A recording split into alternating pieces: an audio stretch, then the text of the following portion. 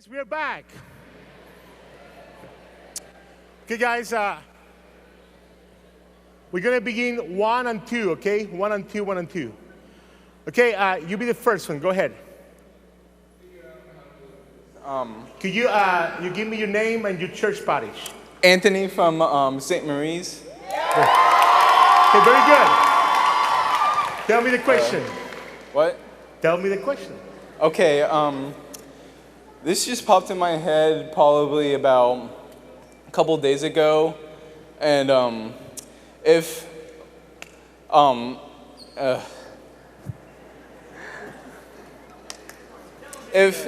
there's a person who if there's a person who did not believe in God but lived a life as like a Catholic, would that person go in the afterlife? If that person will go to heaven, that's the question? Well, yes. Like, if they didn't, believe in God, they didn't pay attention to that, but everything else, like they teach us about love and, generosity and all that stuff, they lived a life like that, where would the person go in the afterlife? Okay, we Catholic believe there is a document in the Second Vatican called Nostra Aetate that say that even people that don't believe in Christ, they can be saved by their deeds, by their action, in their morally and ethical right. Nostra Aetate teaches that that person could be able to be received by God in heaven. Thank you. Okay, back there. Okay, guys, come on, let's do it quicker so we can have more answer. What made you become a priest? What made me to be a priest? Well, it's a call by God. At 8th grade, I decided that I would love to be a priest. But when I went to high school, things got a little bit scattered and the vocation went away a little bit. And it was not until I went to the second year of college that my vocation came back and rekindled. At that time, I was able to discern to go to the seminary. I went to the seminary in Puerto Rico. From there, I went to Florida. From Florida, I went to Spain.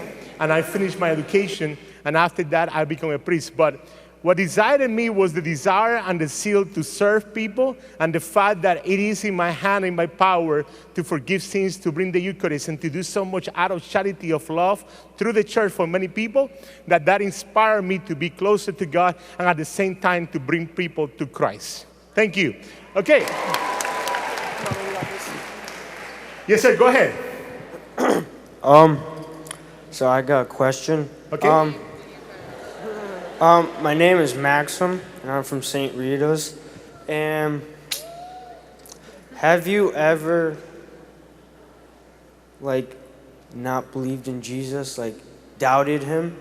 If I ever doubt of Christ, yeah, most probably when I was 13.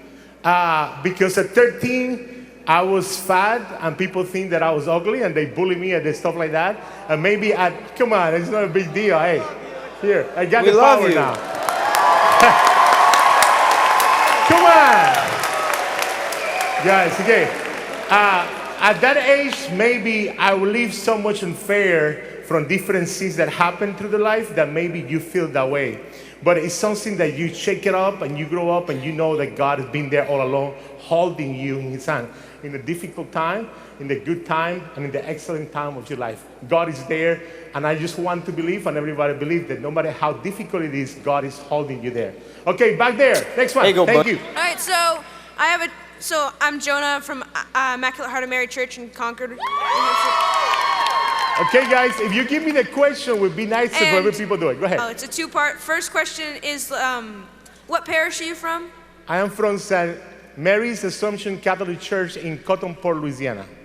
And my second question is, how did you discern your vocation? How did I discern? It's a long process. My bishop said that you are not called to be a priest until the day of your ordination when you say you're called. He's the one who made the call for the church. That means the whole process is information. You have different things that help you. Number one, the prayer of the office. I mean, the sacred prayer of the church.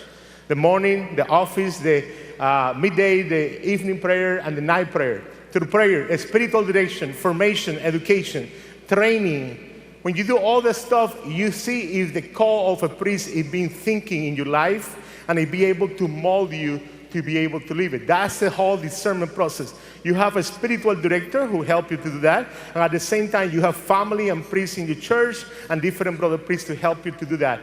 Once you go through that process and you feel that you're called, then that's why you write a letter with your handwriting that you want to be ordained priest. And the bishop considered the letter, he approved it, you're going to be ordained. It's a process of discernment. It's not something that is rushed. It's something that in my case lasts years. At least 8 solid years of formation and different stuff that you go through. Okay? Thank you. Thank you, sir. you. This is Pedro Rosado, and I represent Sacred Heart Church, and I'd like to ask a question about you. How was your childhood and thinking about, like, all this church stuff that you've been ever thinking about growing up to be a priest? What did it take you to be a priest? My child was good. I promise you, I come from a hardcore Catholic family. You know, when I was little, I didn't want to go to Mass because I was trying to get freedom. My mama used to tell me, you get up, get dressed, and go to Mass. Or you get up, and if you don't want to go, I beat you, you get dressed, and you go into Mass. That means it was not a choice. That's what Mama was saying. Mama didn't beat us. It was not a choice for you to choose yes or no. That's number one. That means I come from one. At the same time, sometimes you get mischievous and stuff like that in life, and you make wrong decisions. And the part is that I have a mother and a daddy that never postponed to be a mother or a daddy. They were checking us. They were hang of us. They always check. You know, and I was able to discover that something and some behaviors, some member of my family, I didn't approve it. For example, I'm 51 years old. I never drink a beer. I never drink alcohol or nothing like that. And I never use any type of drug. I can have the drug test of my Mr. Armstrong, and it's going to be negative. I never done it. That means I keep myself in the process. And the neat part is that the fact that I never drink, the fact that I never use drugs, stuff like that, it don't make no difference. The person who uses drugs is more man than I am. No, we are men. And the fact that you make right decision and take a good path, if you run away, most probably you will be able to bring yourself back into the church. Okay? Yes, back there. Hello, my name is Julie. My name is Julie, and I am representing the faithful parishioners of St. Rose of Lima in Newtown, Connecticut. Okay. And my question for you, Father Jose, is how would a teenage girl like me be willing to understand and hear God's call for me on what He wants me to do in life? Great question. Number one, I believe that going to the sacrament, if you add one more Mass into your life, not only go on Sunday, you can go during the week. Number one, find a good priest next to you that it could be a good spiritual director, and he help you to discern that you can feel comfortable and talk to him about vocation, about what is the process of journey, what the sister promised, what is their vows that they promise, what is their obligation. At the same time, search, because according to your charisma, you have to look which one is better for you. That means they're sisters that do education, they're sisters that do media, they're sisters to do work in parish, they're sisters who work in hospital. That means it's a different type of different charisma that you have to learn to discern which one is the best one for you. And last but not least, I believe having a life of prayer on your own, solid prayer, morning, evening, and afternoon and evening, it will be the proper things to begin so you to be able to have a relationship with God. I only have time for 2 more questions. Thank you. Yes, ma'am. My name's Ricardo, and I represent Norwich from Connecticut. And my question is, who in your family had the biggest impact on your life? Who had the most impact in my life? My mother. No doubt. My daddy is a quiet, strong, physically and emotional leader of the family. But my mama was the one who executed the plan for my daddy to be able to be proud of all of us. My daddy wanted his kids to be educated. That's what he wanted. That was his dream. We own a hardware for a business, and Daddy found God, and then he served the church. He died serving in hospital. They used to give about 300 communion in one weekend between him and my mother. That means they did their duty for God, but at the same time, he wanted us to be educated, stuff like that. He did a very good job. That means he did very good job in that part is because mom and him team, and when daddy say no, mama say no. When mama say yes, daddy say yes. It was a solid union based in faith and the love ultimate for us to be able to make us stronger, better men, better women for the girls that came after, my nieces and the grandchildren, that she won the best for us and he won the best. And I believe that was the most important part in my life. That's why mama is the stronger one in the process. Daddy is the one who is the provider. But both of them were in tone. And the fact that they were in tone to each other, it helped to make decisions very easy. Because we know when daddy say no, mama is going to say no. We don't have to go to anywhere else. It's no. That's it. And we don't play those games ever like that. Okay, last question. Thank you. Hey, my name's Marco. I'm from St. Bernard's Parish in Terriffill, Connecticut. Hi, everyone. My question is, what is your favorite Bible passage? What my favorite what? Bible passage, like passage from the Bible.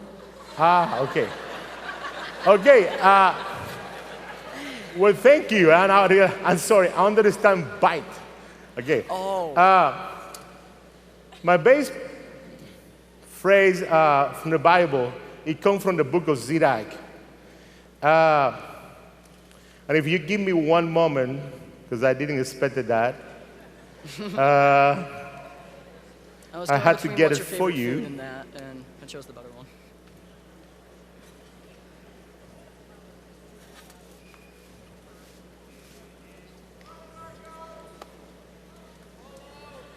Okay, in the book of Sirach, chapter 5,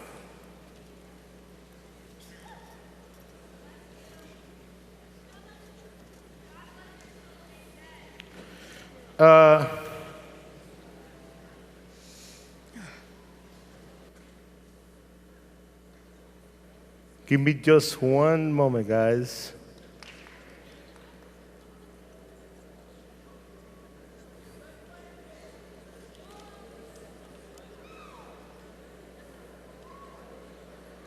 Okay, this is what it said. Friends are very important for me. Friendships are very important for me. And it say, pleasant speech multiply your friends, and gracious lip, friendly greetings. Let those who are friendly to be many.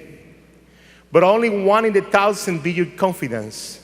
When you gain a friend, gain them through testing, and do not be quick in trusting.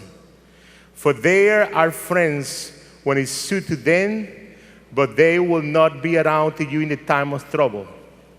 And other friends, it turn to be your enemy. When you have a friend, test it first, and only when you are confident with him, he will be your true friends. That means we need to learn to choose friendship.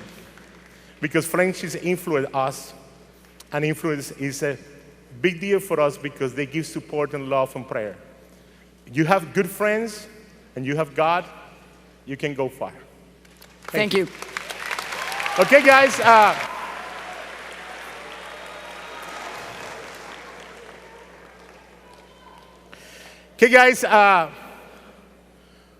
I will try to discuss with you something that is very important here, how we can understand what is evil and how that affects us so we can be able to defend ourselves, how we can clear our mind so we can be able to be successful in fighting temptation. In the book of Revelation, chapter 22, verse 12. Revelation, chapter 22, verse 12. If you have a Bible at home and you want to remember this, you open your Bible in the last page. And you're going to count 1, 2, 3 paragraphs up, and you find out the verse that I'm looking. And this is what the book of Revelation said.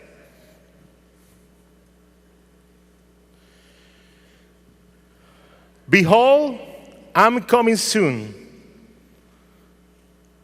I will bring recompense to all. Blessed are they who watch their robe, so as to have the right to the tree of life and enter into the city through the gate. Outside are the dog, the sorceress, the unchaste, the murderer, the idol worshiping, and all who love deceit. But I'm Jesus, sent by my angel, and he gives you the testimony of the church that you will have life in me. Okay, this is the important part here. Blessed are those who watch the robe. What it means to watch the robe? To me, to watch the robe is that we constantly have to be living in grace. And the only way for Catholic people that you watch the robe is when you go to the sacrament of reconciliation. And by the way, I believe that we already heard 800 confessions.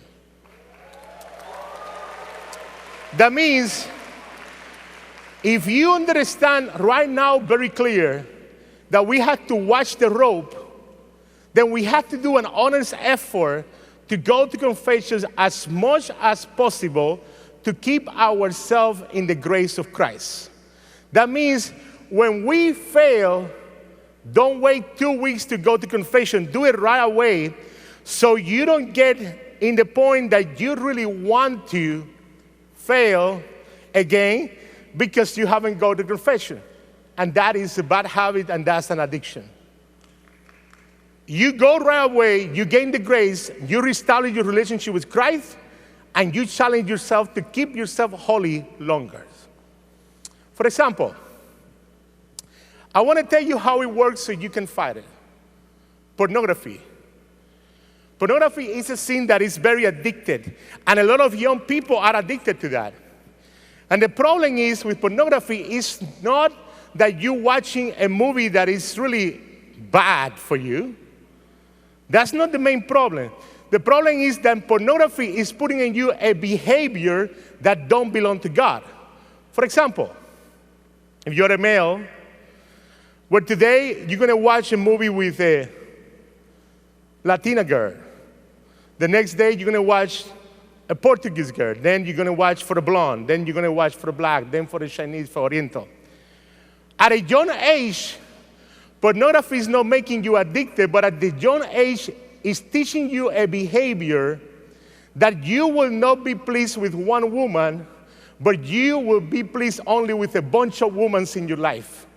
How, if you have that in your mind, you're going to bring your girlfriend to the altar of the church and say, I do. You're going to be my only wife. When your heart is filthy of all this problem, when your heart is struggling because you are accustomed to love more than one. And then we have to learn that that behavior is wrong and that behavior is very addicted. And the only way that you have to fight for pornography is that you don't want to have that behavior and you have to release for complete the pornography, so you'll be able to go back and reset yourself to the grace of God to really learn that if you're going to love a woman, it's going to be your wife, and you're going to save yourself for her, and at the same time, you're going to promise to your heart that only one lady be, and it's the one that God has for you as your future wife or husband.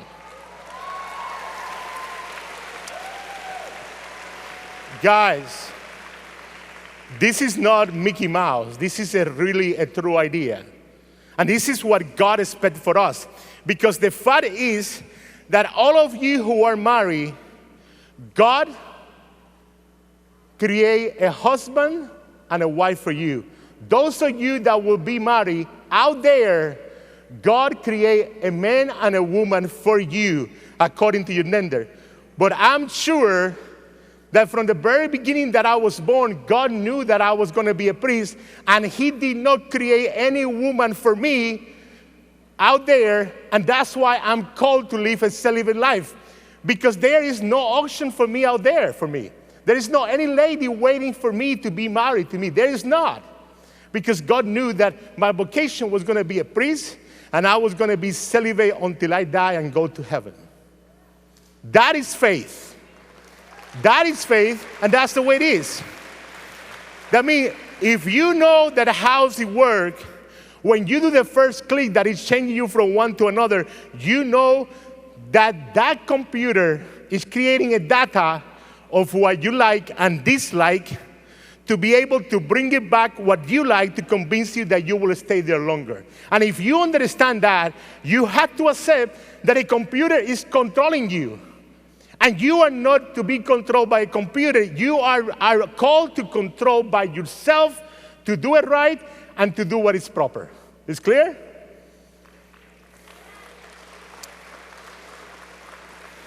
Let's get another one. Let's get abortion. Abortion is a tragic situation because how many good people are lost because abortion? My biggest argument for abortion is this. Many churches and parishes in the Catholic Church are empty, and many convents are empty, and many monasteries are empty, not only because we might have no vocation, but because those babies have been aborted. And that's why those sisters and those priests are not here right now. Clear? That means I will ask you today, gentlemen and ladies, I will ask you very clear that if you are considered an abortion, don't do it. Because you will feel sorry for the rest of your life. And if somebody's here that commit an abortion, it is my hope that when you get to heaven, God allow you to see your child. That's my hope. And I trust in God that He will, so you can be redeemed and you'll be able to be saved also.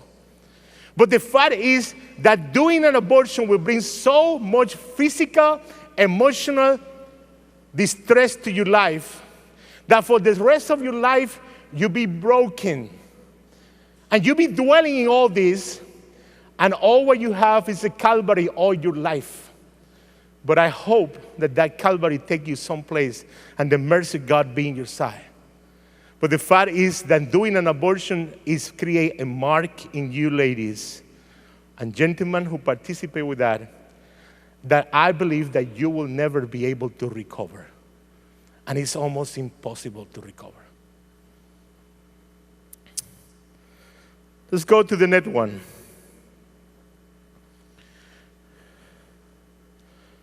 There is a problem with premarital sex. Everything that is okay, or what I had to do is this and this and this, and it's going to be okay. Well, guys, it were not okay because most probably you're hiding yourself to do it. And if you had to hide yourself to do it, you need to understand that it's wrong. Because we are children of light. And as a children of light, we have to know that sometimes the devil can use the boyfriend or the girlfriend to bring a temptation to you. Your boyfriend can use anything or can be tempted by you or by him to be able to do something that you know is wrong. But still, the temptation is there. And the temptation is coming from the guy or the girl that you love. And you think that it's going to be okay. But at the end of the years, through the whole process, you are going to regret the moment and you're going to feel the consequence of that action. Particularly, is the boy leave or the girl leave. The pain that inflicting you because you give yourself in pure love, maybe it was not there. The fact is that it cannot be pure because the only pure love is happened in the matrimony. The only pure love happened in the concept of husband and wife.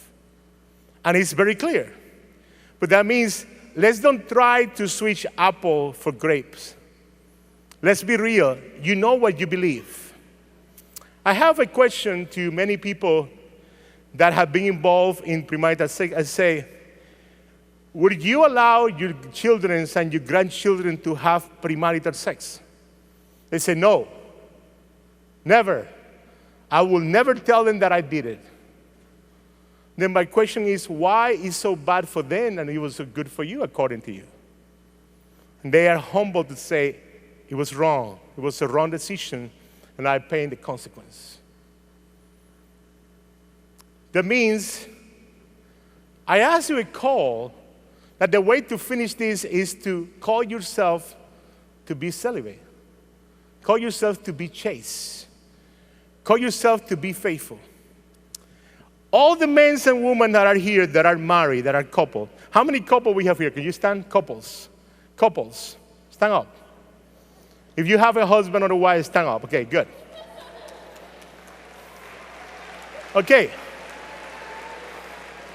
I just want you to know that all the husbands and all the wife, they're celibate like me. They're celibate. I will share the difference.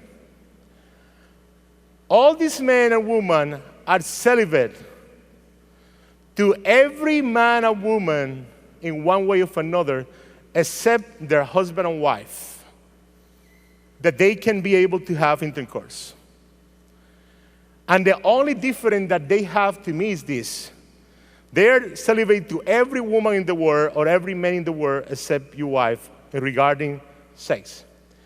But I'm celibate to all the ladies of the whole world, including all your wife. That means the difference between you and me to be celibate is one person. The same effort that I had to do to be celibate is the same effort that you had to do, men, to be celibate to all the other women of the whole world. That means celibate is a good practice because not only the priests do it, chastity is not the priests do it, but also the men do it who are married. To all the women of the whole world except their wife, and to all the men of the whole world except their husband. If God allowed that in the matrimony, if God allowed that in the priesthood, because it's a good thing. And guys, don't wait for you to be married to be chaste. It don't work like that. Guys, it don't work like that. We have to create discipline at this process, and we have to learn to follow what is right. And what is right is that we, the Catholic Church, believe that a man and woman love each other, and after matrimony, they give each other in love, and poof, God create life. Only in matrimony, no outside. Only in matrimony, no outside. That's what the church believe and teach that have been revealed by God. Bullying. I just mentioned a few minutes ago that when I was 13, I was bullied by people that they think they were cute, stuff like that. And anyway, that's fine. I believe their story, but the fact is that I'm here. You can survive. If you have faith in you and you have faith in God and you communicate to people to distress, that one is possible. But guys, people who believe in God don't bully anybody. Because our God was bullied by wrong people. But our God was able to go all the way to the end and forgive and forget and bring these people to the light. And the Gentiles began to believe believers. Even in the cross, a soldier say, truly, this is the Son of God. Even on the cross, Christ was able to give the gift of that soldier to recognize him as God, and at the same time, he was able to forgive two thieves and be able to give the eternal salvation. And I believe he forgave both because one was ignorant of the truth and the other one discovered the truth. And in the mercy of God, God is capable to do this. That's why the Catholic Church always talk about saints. The Catholic Church never say who is in hell. Even till today, the Catholic Church never has said that Judas is in hell. Never. Why? Because we always give a space to the mercy of God and to the love of God to work with people all the way till the end. Another thing that I just want to address to you is drugs. And the one that I just want to talk to you is the one that is the most popular and the one who's creating the most trouble. How is possible in the world that we who believe in Christ, we who receive communion, we who promise to be faithful, we who promise to be holy, we can steal pills from kids who have ADD or any type of emotional or mental disorder, and we be able to steal it and sell those pills for other people to get high? How can we have sense in my brain to do something like that when those kids need it and the people that you're selling them, they don't need it, they just want to get high? Right there, you're creating two things. One, because you're neglecting this person, and number two, you're making this person to don't be themselves, be a drug addict.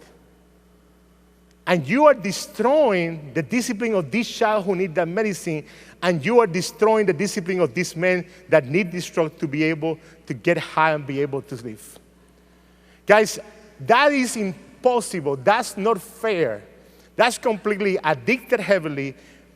And number two, we're taking the dignity out of a child who needs medicine, and we are trying to make money out of that child medicine.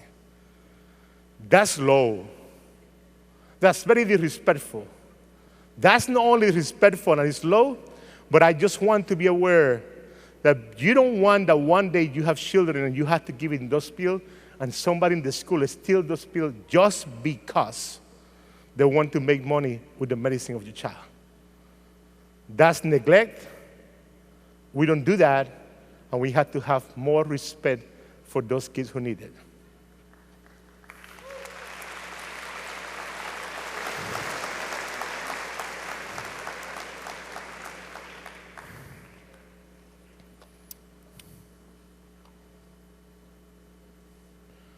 Then, how we can file this? Number one, go to confession. Number two, pray. Number two, pray. Number three, do the log that you can do. How to use computer, iPad, or telephones or media properly. Guys, it's very important that you realize that the media there was inspired by people that God given their brain to develop all this for a purpose. And it was for goodness. It was not for evil. Ladies, gentlemen, what is that of self-testing? That's nasty. That's wrong. That's evil. And you will pay consequence for the rest of your life because that photo will be there for the rest of your life, moving through the internet and to the different Facebook pages and everything that you do. Oh yeah, they have the new website that you says testing and lasts 3 minutes and then it's deleted. Yeah, right. They're going to delete it for you, yeah? Do you believe that? Come on. I really believe that sex testing is low. No matter where it's coming from man or from woman, it's low. If you're taking your fullest intimacy of who you are and put it there for I don't know who and for what purpose. And all what it does is destroy your dignity and make you afraid what if, when I found my true boyfriend that's going to get married, those pictures come into the picture. Or vice versa. What if, when I found my wife, those pictures are going to show up and haunt me? Since when sex testing was proper? Since when that was a bright idea? Since when that was the right thing to do? Since when we are here to expose ourselves in the whole intimacy of who we are because we want to be popular or because we want to gain a boy attention or a girl attention? Guys, that's low. And we don't do that. Now, think about this.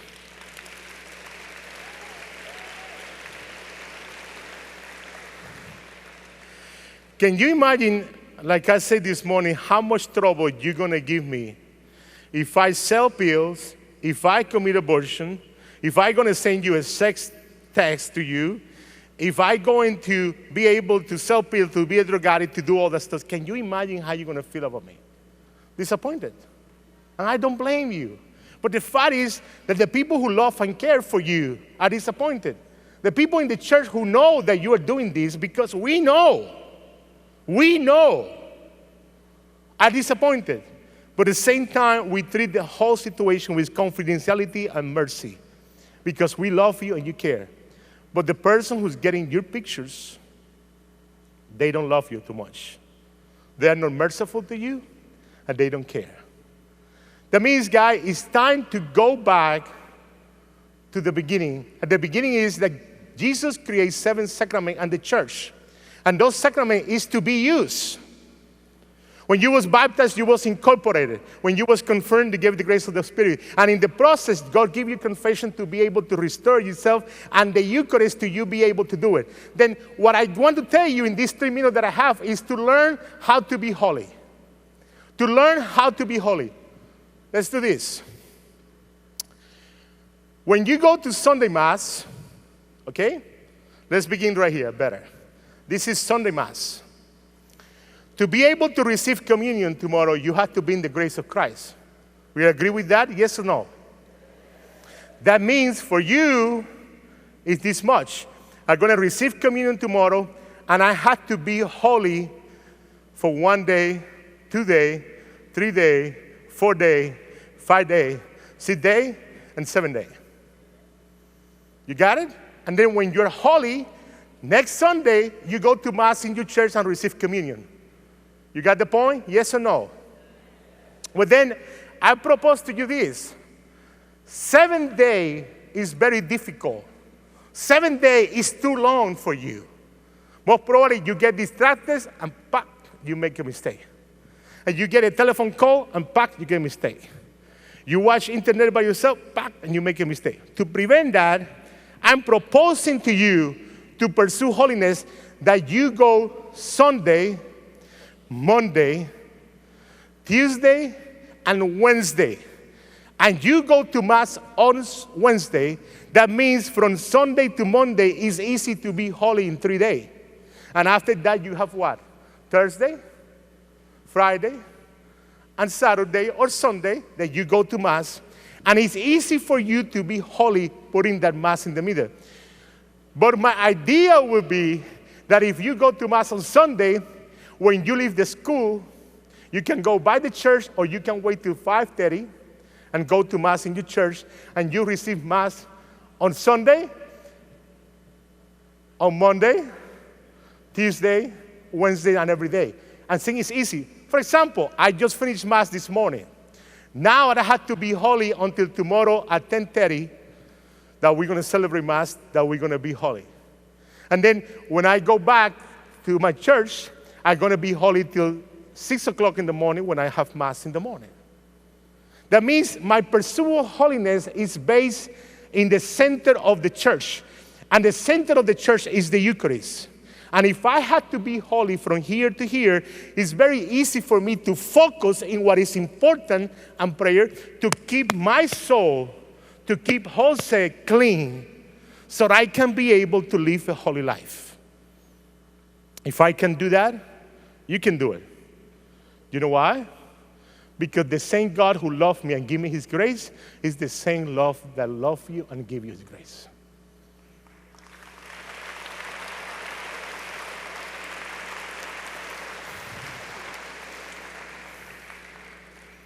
I'm going to make a promise to you today. I can say to you that I will pray for you for the rest of the year. And you might say, you're right. This is what I'm going to do. When I get home tomorrow at midnight, I always go to the church and pray and give thanks to God for the blessing of the trip. I'm going to go and take one of my cars. Usually my cars are like this. And then what I do is, I'm going to write in that card this: Steubenville, Boston, East. And that card will represent all of you who are here. All the people that you love and care that are not here. And all the people that should be here with you and not. And I'm going to open my tabernacle. I'm going to put that card in my tabernacle. And I promise you that until next year, every time that I say Mass, I'm going to pray for you.